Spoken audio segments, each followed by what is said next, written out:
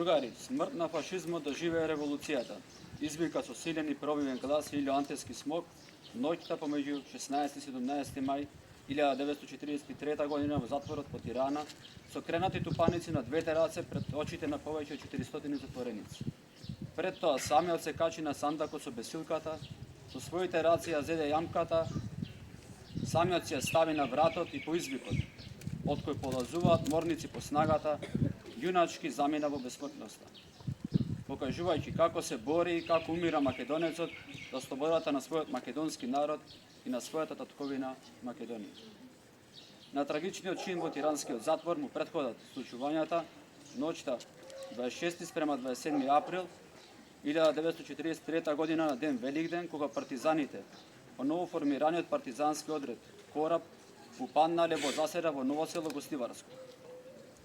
Во неравноправна борба со балистите во селото загинале Злате Дамјановски, Анте Гиновски, Радован Цонич и Боге Велјановски. Заробените партизани биле пренесени во Тирана. Малолетните партизани, меѓу кои народниот херој Злате Малаковски, биле осудени на робија, а оние возрастните биле осудени на смрт со весење.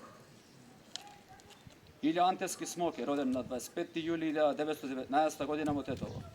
Во 1939 година се запишал како водреден студент на Правниот факултет во Белград. Од јуни 1942 година е принуден да живее легално, а на почетокот на септември 1942 година заминува во партизаните. Тогаш се приклучи во Гостиварско-Мавровскиот партизански одред Кораб, станува инструктор на окружниот комитет на Комунистичката партија на Југославија за делот на Македонија под италијанска окупација.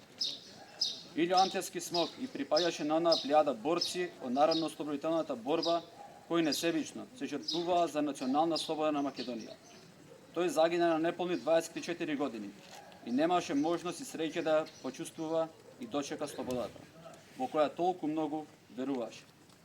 Неговите дела и идеали се длабоко врежани во срцето на македонскиот народ и вградени за секогаш во темелите на македонската држава. Слава му!